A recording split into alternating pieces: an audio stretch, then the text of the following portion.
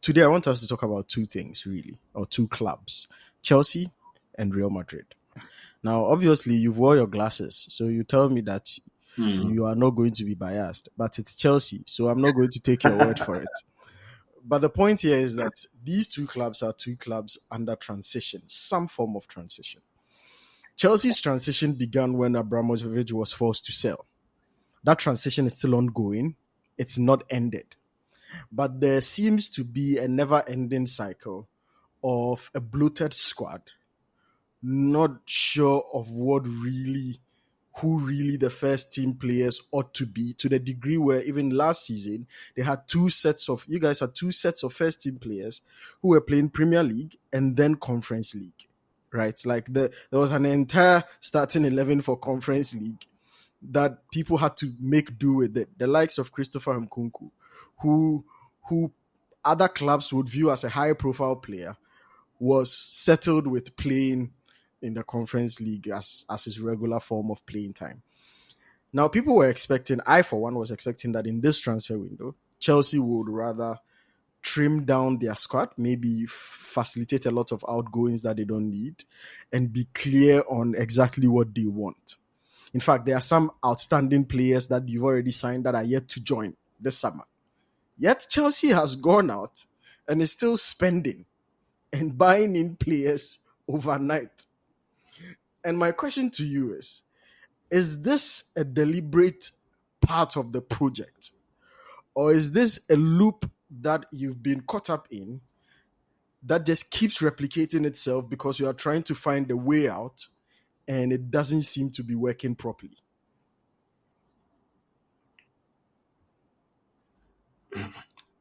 I mean, if you look at it in that narrow context, you can draw that conclusion, right? But things are really that simple. It's not always a case of I need 25 players, so I've gone into the market, I've bought 25.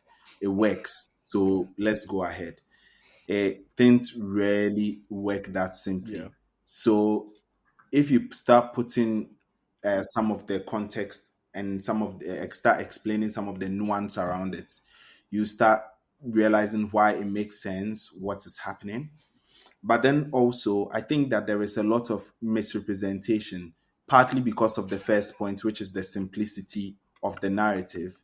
It's caused some misrepresentation of this within the Yeah. media. No, and I'm not surprised that the fake news has caught up to you This is not too. about fake news catching But up that's to why I'm me. here. This is not The about power of the blue this fire is to this is not about burn fake news catching up any to me. It misconception. is you trying to defend your club, which is fine. Go ahead and But defend it. That's why you are here. I would respond to you it's later. not. So no.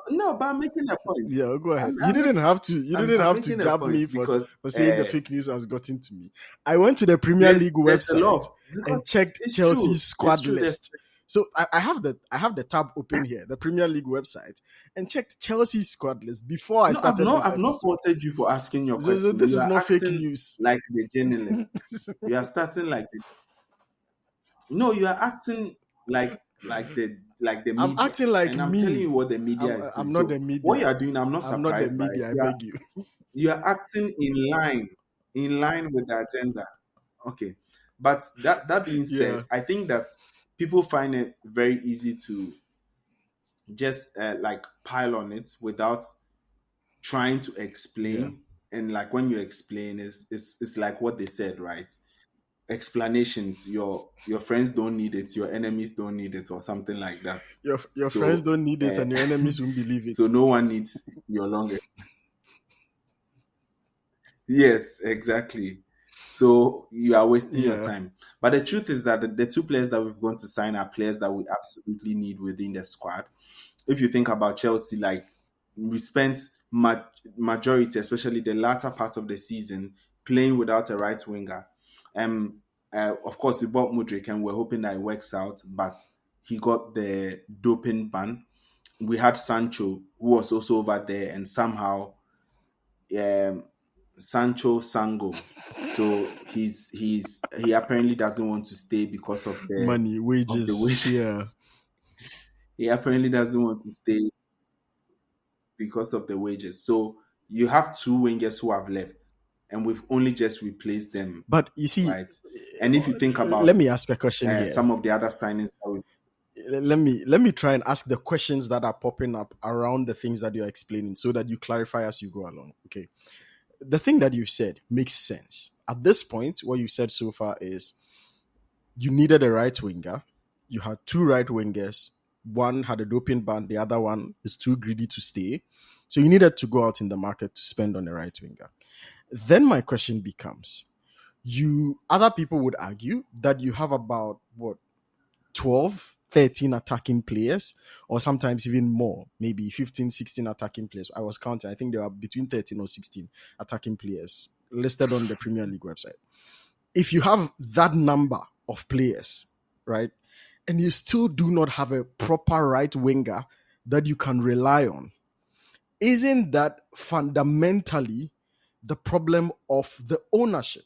Because they came in, dismantled the squad, and rebuilt it by basically buying so many new players and shipping off every old guard, with exception of Reece James and a few people who are still there.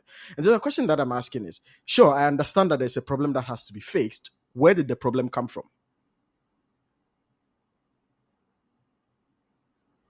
So, I want to use an analogy to answer this Okay. question. Imagine there was like a wooden house. So I'll say it's tarbodyne. Like if you're fancy, you know what tarbodyne is. And those of you who don't understand tarbo, is wood. So wooden house, right? Okay. And then you're like, I want to build a story building, Yeah. and then somehow you clear out the wooden Mm-hmm. house. It's made of wood. You clear it out, but obviously the other lands belong to other people, so you can't go and put it on anyone's land. So you've put it by the side of your land whilst you are still building your mansion. Mm-hmm. Then someone comes to you and says, why are you why are you buying more cement and more blocks? Why are you adding uh, one extra layer to the mansion with more cement and more blocks? Surely you have some wood over there that you can use This to be conversation able is to going to be continue fun. building this. It doesn't work that way. And and also it doesn't work that way. And also you understand that even though the wood is there, it is dead wood. It is firewood. Okay. It has been demarcated as such, Okay. and that's its Go purpose. ahead. So Deadwood, it is firewood, definitely not good greenwood. for you and will be moved out. Continue. Sure, sure. So sure, would you say that you having leftover wood that's there that's not being used is a function of mismanagement? I don't know, but then also you can understand that there are constraints to which you which limit you in terms of moving players in and out. It's not Zomi, and it's not like selling on the market. It is players, and clubs need to want them. Then there needs to be value, there needs to be all of those things which come together in order to work it out. So you need a lot of different solutions. And the reason I'm saying this is because it's been made clear, especially by this coach. Previous coaches didn't make it clear. It's been made clear by this coach whom he wants and whom he doesn't want. He's told certain people to find clubs. So clearly these are players who are not within the consideration of the playing body, So, and therefore it is not enough justification yeah, to prevent. I want to land with the yeah. point to prevent uh, us from bringing in new players. So I think it is quite clear what we're trying to do. One final clarification on the scenario you used. Um, and then you can move on from this point and explain further some of the justifications why these things exist. But I wanted more clarity on who built the wooden house, because a lot of Chelsea fans and football experts would argue the insinuation that the wooden house was what this new ownership came to clear is false, because the team they came to meet was a team that was performing well. Even though they were not top in the Premier League, they were not horrible as at the time they sacked Thomas Tuchel. The team that they came to meet was a team that had won the Champions League not long ago, right?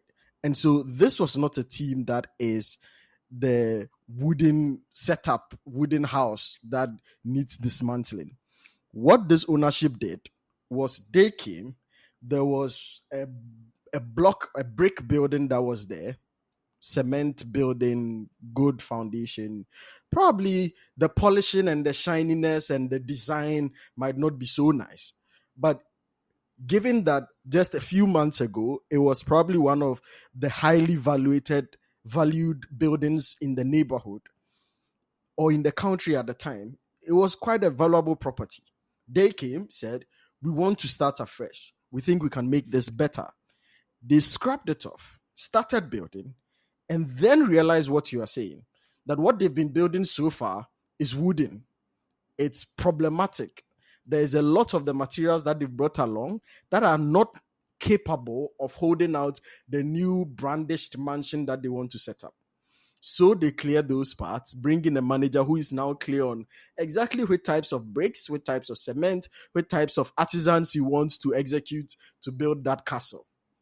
Perfect. Is there any point at which in this conversation you are going to admit that the Chelsea ownership, current ownership, is responsible for the very mess that they are trying to clean up? Which is why my framing question was important. Are they trying to fix a problem that they've created that keeps them in a loop, right? And how much time do we need before they get out of that loop? So, like, my very first comment is that anyone who watched Chelsea versus Leeds, first game of the season, I think 2021 or so, knows that Chelsea team wasn't terrible. It was firewood. Hey, you people that were angry when Tuchel was sacked. For the sake of proper discussion, I'm going to admit maybe it was a self-room, what do you call it? Bathroom, self-contained. What do you call that? A studio apartment. Single room self-contained. It was studio apartment in a neighborhood of studio apartments, and maybe that's good. But whatever it is, it wasn't in, like, we know we had won the Champions League, but even in the build-up to the Champions League, we knew that squad needed reinforcement. Tuchel has been calling for it. Most of the signings that we signed on weren't like clicking and weren't working, right? Like, it's like after Tuchel was able to bring the team together to win the league, and now they had to exist and we had to form a team. It was quite clear that the parts weren't fitting. So I agree that something needed to be done. And especially as new ownership, I would understand that they brought in their own vision. And some of the problems which they pointed out were legitimate. So in the end, the question around whether this current mess as it is theirs or who does it belong to, almost doesn't matter, right? Because the most important question is, what are they trying to do? And are they heading towards the right direction? And this is the problem where this is where I also pick an issue with most of Chelsea fans, because there's no way that you try to be ambitious without having growing pains. If you want to be a big club and if you want to win things and your fundamentals and your foundations have legitimate problems, in order for you to change, or dealing with change, any kind of change, comes with growing pains. So I think we did see some of those growing pains. I'm not saying that they didn't do anything wrong. Obviously, I think they did a ton of things wrong. But I think the most important thing for me is that there is a clear direction in line of the vision, and things seem to be picking up, at least from my side. Yeah, I think what you are saying is fair, right? That maybe we can end up in this dance of whose fault really it is. And I think regardless of who to blame, ultimately they are the current ownership. They have to be responsible for it and deal with it. So that issue can be put aside. In terms of the solution itself, I get the point that you're saying that Chelsea fans need to understand that it would come with some pain. I don't think Chelsea fans necessarily are against or oblivious to the fact that trying to be ambitious comes with pain. Is the kind of pain and where the pain is coming from. That's their issue, right? Because if the pain is coming from something that makes the environment difficult to manage, we saw the likes of Graham Potter, who obviously he's out. Maresca is in. Maresca is a lot more firm. But basically, when Potter was coming in, he was seen as a very high talent by the ownership before bringing him in. And the thing that one of the major things which were his downfall was he didn't know how to manage a dressing room that was not even able to accommodate the players that you had. Now, Maresca is dealing with that. He's able to say, I don't want you, I want you. But you can also not say that fans have a legitimate it's legitimate for fans to be concerned when the squad is bloating beyond reason, right? So, for instance, there are limited outgoings in this window, but there are quick incomings. And as much as you point out that maybe you need a right winger, I think you can also point out that maybe there's an excess of attacking midfielders that you need to ship out of your team. And so when fans see a balance of both, then they would be a lot more optimistic around the project, because then they'll be able to say, sure, we are getting the players that we need, but we're also shipping off the ones that we don't need. Currently, the way in which it looks like is there is less discussions or there is less confirmations around players who are actually leaving Chelsea. And there's some form of supersonic efficiency around players who are coming into Chelsea. And so you should get the point that fans are legitimate in sort of But coming around as this. a fan, I don't know why you'd be. As a fan, I don't know why you'd have a problem with this. It's their club. Like, it's a good sign. No, it's not. Like, it's a good. No, so but I'm saying yeah, it's their club. But I'm saying it's a good sign because when it comes to dealing with outgoings, that's a business decision. As much as it's a footballing decision, it's more of a business decision, right? Because like you said, bloated squad means more wages, means uh, less money for transfers, etc. This shows that the club is committed to making the changes which are required or bringing in the players which are required to play the football that we need. Because this was also a problem in the past. When Tuchel, for example, was asking for reinforcements, they'll be like, but we just bought Havertz, but we just bought Werner, but we just bought Romelu Lukaku. And you keep on giving these excuses and you say these players are there. Like, so, for example, if you say, let's buy Joao Pedro, you say, we have Nkunku, we've not sold him yet. Let's imagine you are finally able to sell Nkunku on transfer deadline day, but you're unable to make a deal for the other person. So I think they've backed themselves here and have prioritized the footballing decision in providing the talent that is needed in order for the manager to do his work. And if you listen to all of the reports, they say that Chelsea will now focus a lot more on the outgoings, which means we have a lot of time to do this business, which also means that it is probably premature to be having these concerns if you're a fan. So if I were the fan, I wouldn't see a reason why you would be concerned, to be honest. So there are a few more questions I have on this. And first, I think fans should be concerned because despite outgoings being a business decision, now there are strict financial regulations around clubs balancing their books, right? So if a club, and even like just put away the whole what do you call it? Fair play, financial fair play thing. This looming cloud of accusations around Manchester City, right, is something that every club and fans would just be skeptical of. They don't want their clubs to find themselves in any financially messy situation. So in as much as it's a business decision, they are right to care about it. The question then I have is, the vision of this new ownership is to make the club financially sustainable. They've been smart in exploring these very long contracts to ensure that even when they buy players, the amortized value and the amortization period means that over time or within a calendar year, the reflection on their books is very, very limited and it's low. But you also understand that keeping players on your wages or keeping players on your books that are not necessarily gone also drains your finances. Remember, the objective of this new ownership is to make the club financially sustainable. So the players being there, even independent of fans' concerns, is also antithetical to the objective of the new ownership. More so when you use the model that you are saying, and we've seen Chelsea do this, where they've like ostracized players even though it will tank their value, ostracize them. I think we did a report on this last summer when Maresca started doing, I don't want this person, I want this person, you're out of the squad. And we're questioning whether or not it actually And I'll repeat the it response. actually drains the value of the players. And it was more like, sure, it did, but it made them more attractive for sale. Fine. But that also had a financial hit on the club. So there is a downside to that strategy that you can't ignore.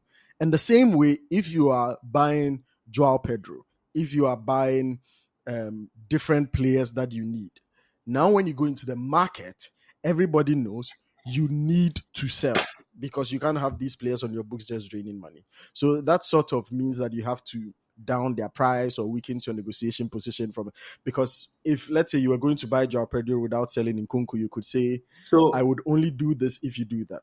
So how is Chelsea going to reconcile their objective with the yeah. reduction of the financial value that they get from these deals?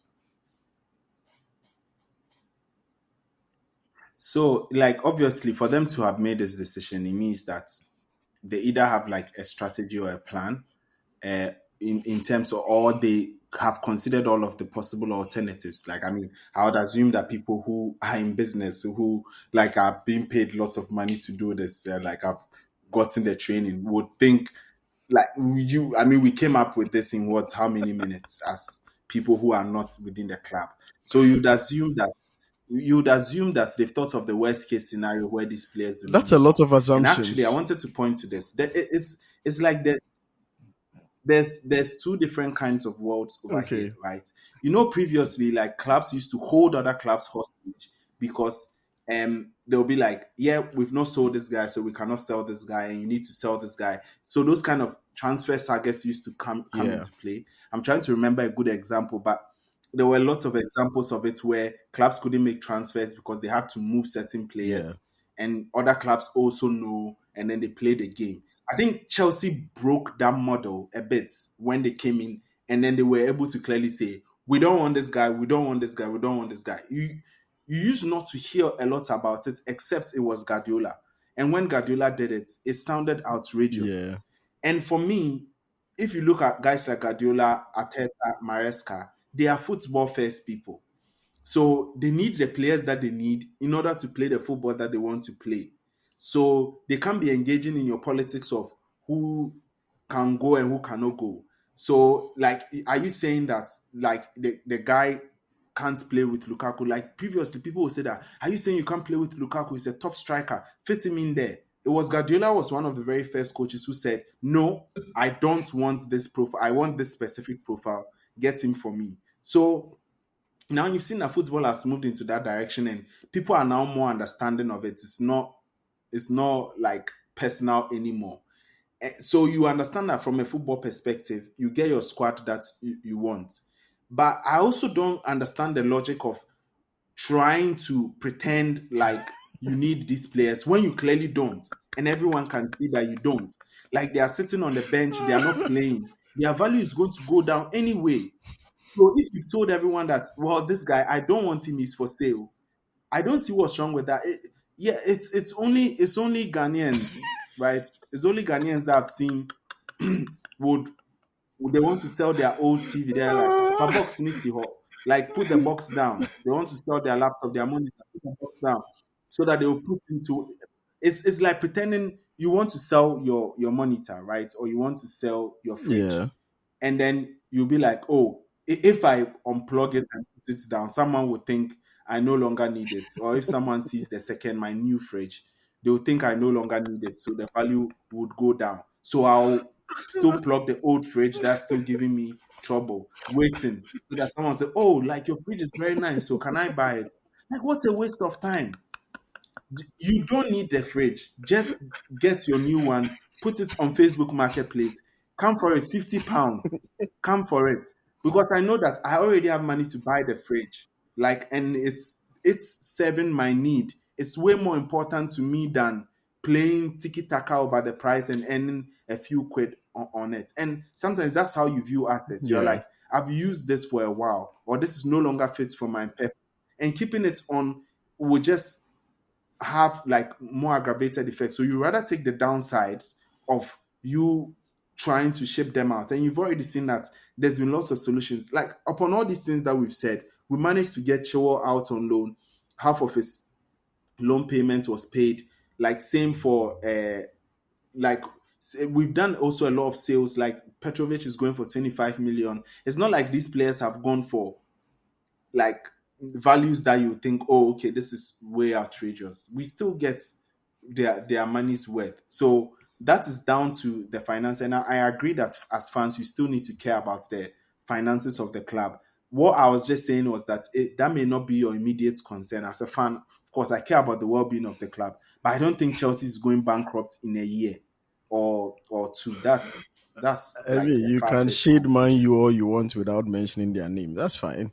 But I mean, what I wanted to say was I don't think that the I don't think that the comparison with the fridge thing was fair, right? Like, sure, in the football business, I knew you were coming for the in the phrase. football business, Yeah, my analogies are on please, point. please, please, You see, please. I've been No, no, training. no, I've no, been no, training no, no, on no, no, them. no.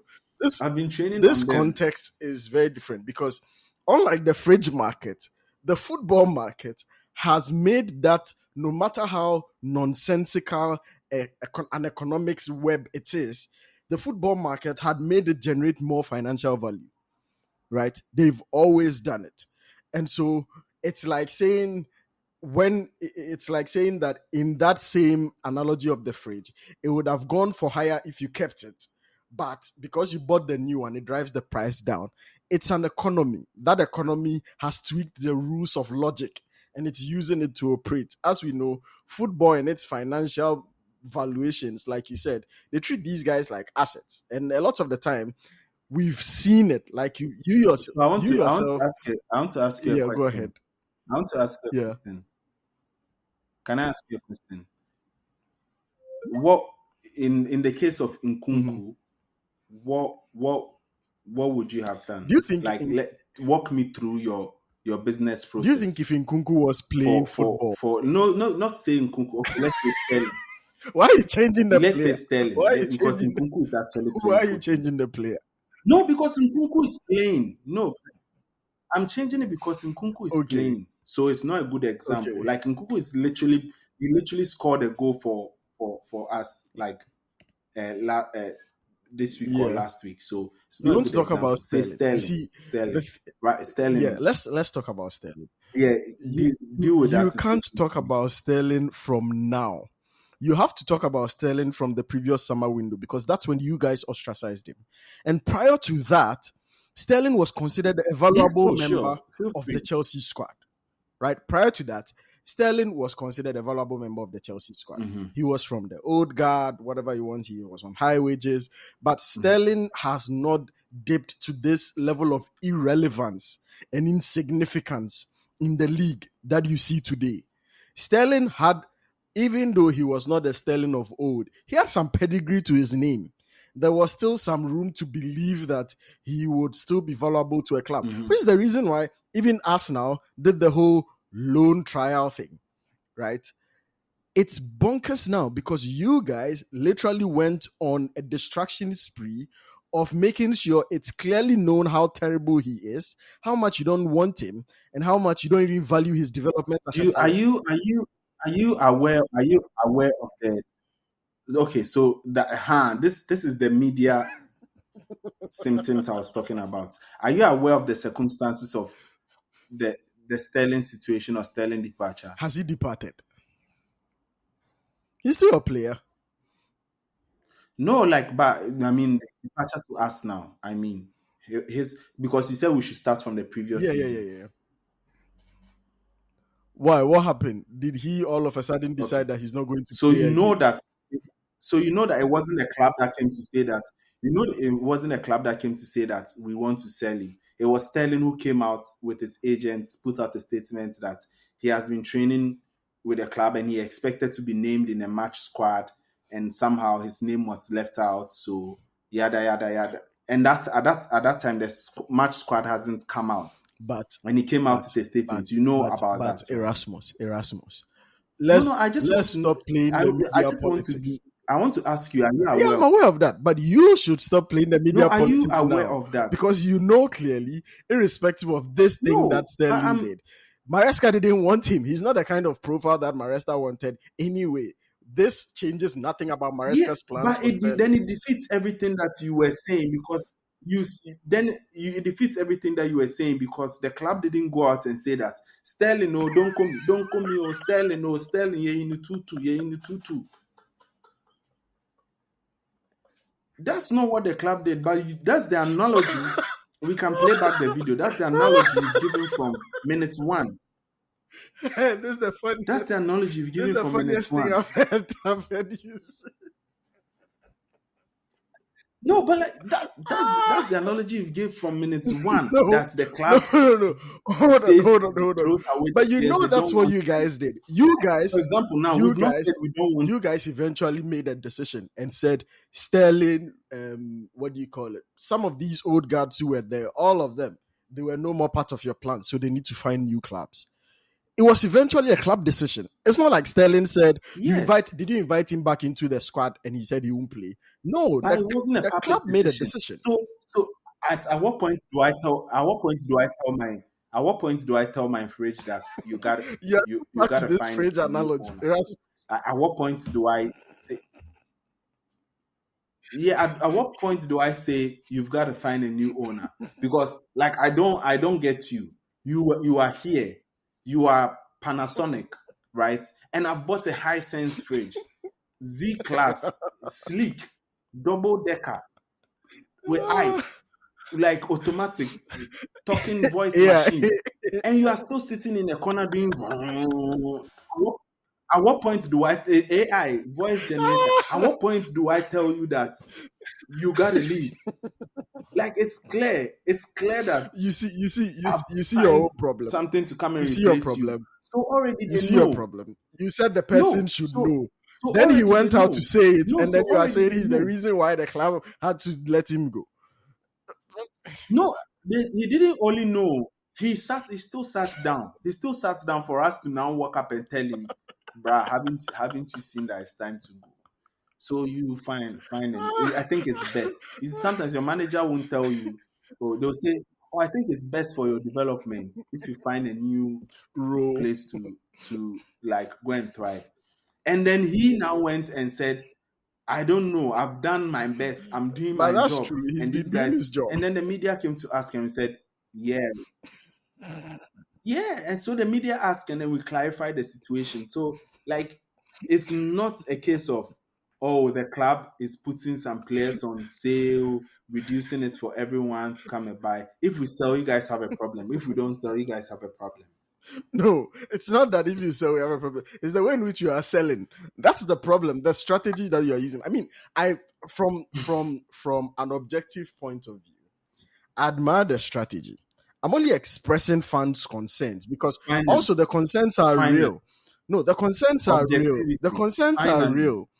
The concerns are real, Erasmus. You can't be objective without admitting that this finally, some strategy. objective. Don't tell Wow, me I don't finally deserve some this. objectivity. We don't deserve this. You can't tell me that this strategy has no financial limitations or has no financial downsides. It does. And that concession has to be made. There just need to be a clear comparative as to what the alternative is and why that alternative doesn't work, which is fine if you do that. But don't present this approach as the perfect unicorn of Hail Mary grace that fixes the financial issues of Chelsea. It doesn't, because you guys are still bleeding money off players that you could have made more of. Okay. So I want to give an analogy. I want to give an analogy, and I'm giving you warning ahead that it be true. Okay. I want to give you word ahead that it be true. Because like I said, my analogy game is on. I've been practicing. So you recently, you recently, you left your initial apartment that you were in Hong Kong, and you now moved into a nice duplex. See how now when we are shooting the videos, your background is nice. You are showing it. You are not covering it with Zoom and AI avatar. What have I You are done? not covering it with any avatar. You are showing nice What has that background, done? enjoying.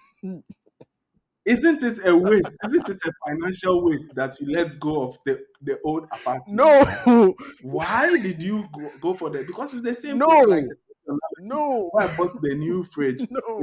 It's like why did you abandon You it? Why see, did you let you it keep go? It's using the wrong because like context. you can't life is not you do not run a club just based on the immediate financial impact. Sometimes you make a loss, but because you want to improve somewhere else, Yeah. right?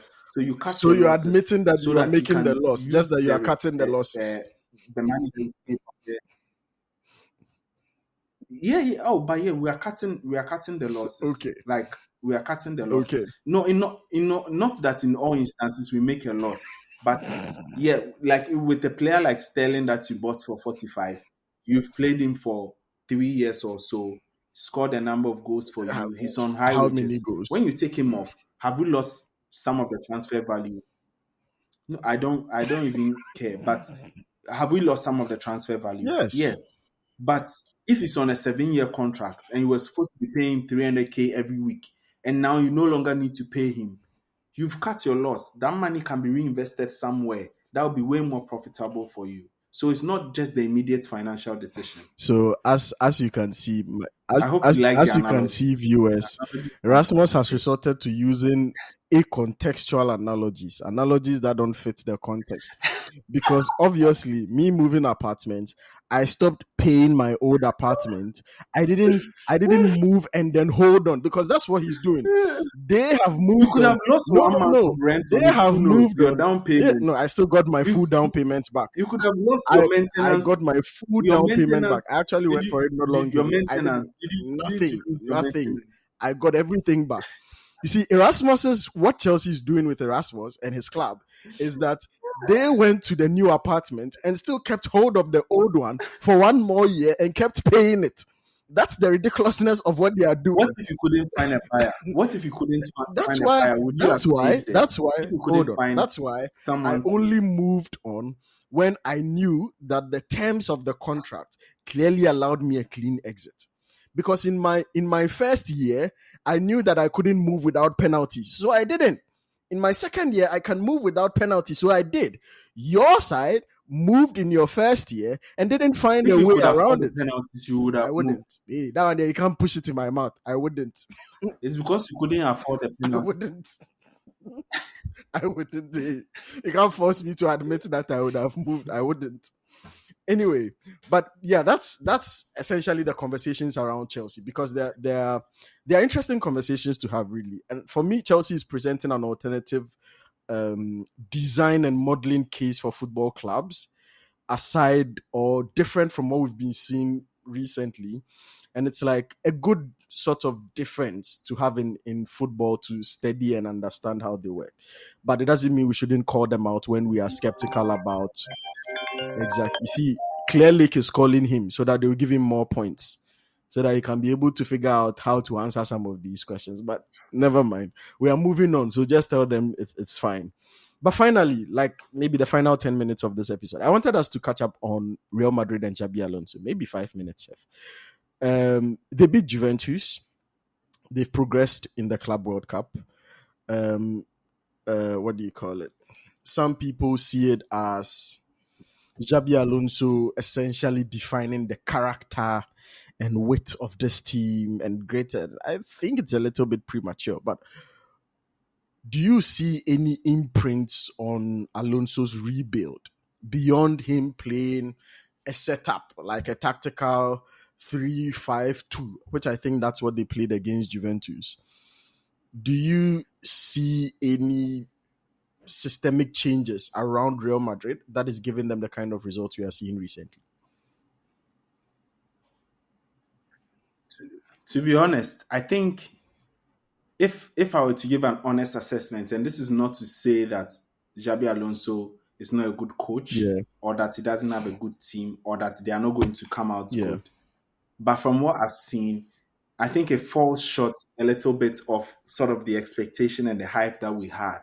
Because in our minds, the scenario we had was that Ancelotti had this team that was full of superstars, but just didn't know how to put them Yeah. together. They didn't know how to use them. And that Xabi Alonso somehow will be able to come up with an innovative way of putting these players together to not just win, because Real Madrid have always won, but then to play good Yeah. football.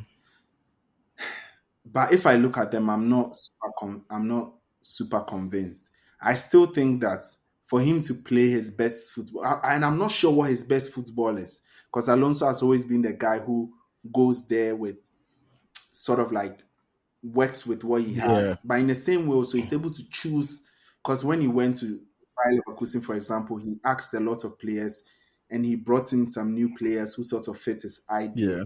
I don't know if he has that Yeah. flexibility at Real Madrid, where it looks like the transfers were even made before he Yeah. came. He cannot demand for transfers, certain set transfers. He cannot ask certain players to go out of the team. He has to find a way to use them. And it looks like it's limiting a bit of the creativity and some of the zip which you'd expect to have. But all the same, this team has only been together for what, like 2 weeks. Yeah. So I think it's still quite early. And the fact that they've been grinding through the group stages, maybe they are Real Madrid, that's what they do. They somehow survive and then win. If they end up making it to the final, I think everyone will be happy. But I think they are just probably like, I mean, maybe they beat Dortmund, they meet PSG, PSG thrashes them. I'm not saying that's what will happen, but it's all the struggles that we're seeing. Like if I look at how they are playing, they will struggle against Yeah. PSG. And if PSG sort of like wins against them and it's not a easy win, you are going to see the narrative Yeah. just Flip flip back upside on its down. head. Yeah. So it still feels a bit, yeah, I think they need to prove themselves a little For bit. me, what I saw that was concerning in their match against Juventus was their play in the Juventus half, which was worrying. You see, Guardiola's team of last season, which we said behaved like a toothless bulldog, they camp, they have the ball, they pass it sideways, and also Arteta, very annoying style of football. They play the football as if the goalposts are on the sidelines, from one sideline to the other, from the other sideline all the way to the other. So they keep passing and making these diagonal passes. Trent Alexander-Arnold, the only time I recall him making a progressive movement and delivering that cross was what led to the goal. I was so annoyed and frustrated watching him. And every single time he gets the ball on the side, instead of taking on a man and whipping in a cross, he turns around and becomes the new Anthony of Madrid. He just passes the ball on the side. So he became so predictable. Which I'm like, if a player does that repeatedly, it's no more his decision being randomly made. It's like instruction that has been given that this is how we want to approach the game. Therefore, when you get this ball, execute this No, way. that's interesting. Yeah, go ahead. You wanted to say something.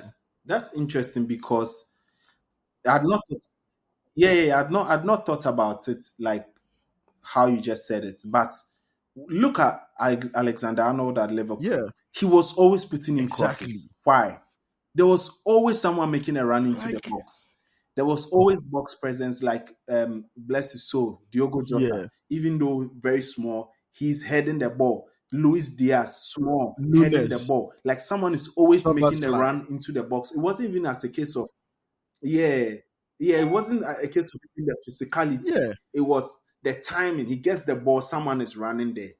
And you feel like in Madrid, no one is doing that apart from Jude yeah, Bellingham. And the only time he did that, you had like an 18-year or a 20-year-old over there who is more of the physical yeah, striker, the physical build, who wants to attack the ball. So I think that the Vinicius Mbappe thing won't work. I want to say it on record over here. Mbappe only just played a few minutes, but it doesn't look like it will work. yeah, Like this is a guy who likes the ball to feet.